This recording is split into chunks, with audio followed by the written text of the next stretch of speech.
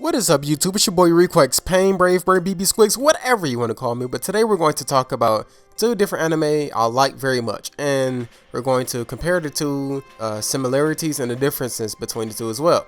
So, One Punch Man versus Boku no Hero Academia, basically. We're going to talk about these two animes. Alright, starting off, I see it as like this. There are two different types of animes.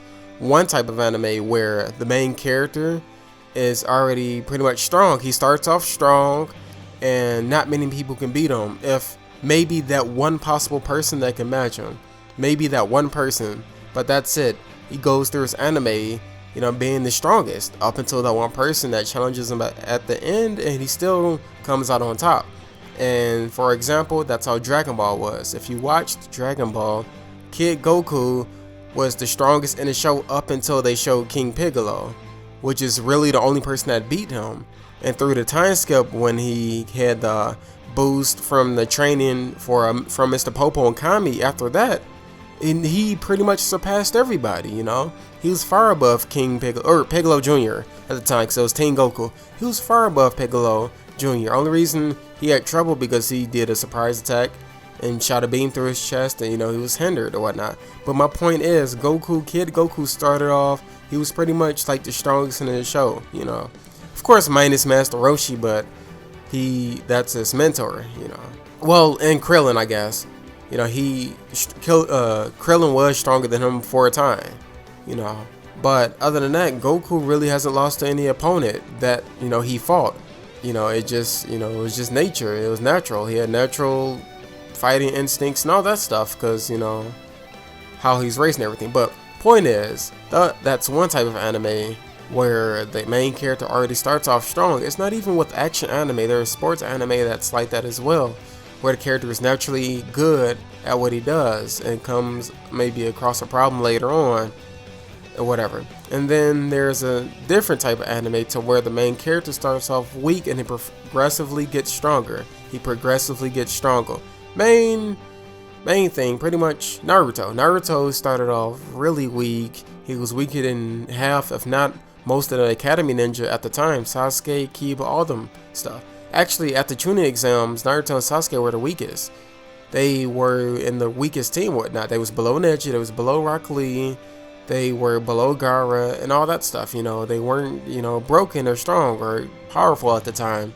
They trained under their respective masters to get to that strength. Basically, those are the two different types of anime. You start off strong, and then pretty much you find an enemy that hinders you, whatnot, and then you come out on top, or you start off weak and progressively get stronger. That's pretty much my main difference for One Punch Man and My Hero Academia, aka Boku no Hero. But I really have to favor Boku no Hero because that type of story I find a little more interesting, to see where the main character will end up, or see how he will turn out, what type of powers he will gain, what type of enemies he will fight, and like how things will turn out. Does he prevail against this enemy? Nope, he loses. Okay, so will he get stronger, or will he prevail against this enemy? Yes. Alright, he finds the next enemy, get stronger, lose against that one, stuff like that.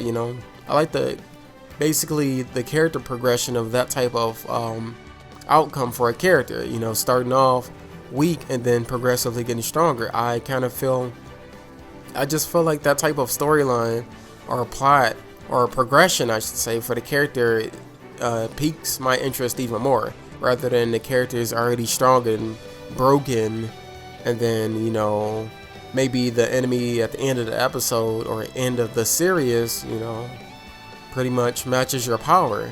So, it's basically, for example, like All Might. If All Might was the main character, if he was the only main character, he would have ran through the whole anime.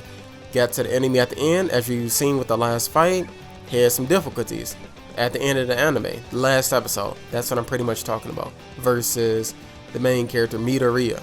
Versus him. He started off with no quirk list. He didn't have any powers. He got it passed on to him.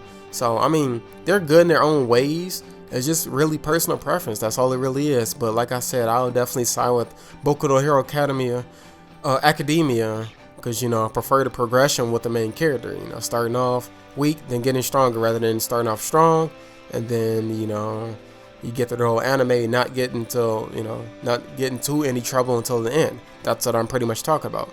I mean, yeah, that's pretty much it. Let me know what you guys think in the comment box below. If you like either type of progression as far as the character, like the ones I explained basically. There are many different anime I can use to explain it, but I doubt you guys even seen a lot of these other anime. They're not really mainstream. So that's pretty much it. Thank you guys for watching, and BB Squigs out. Yeah.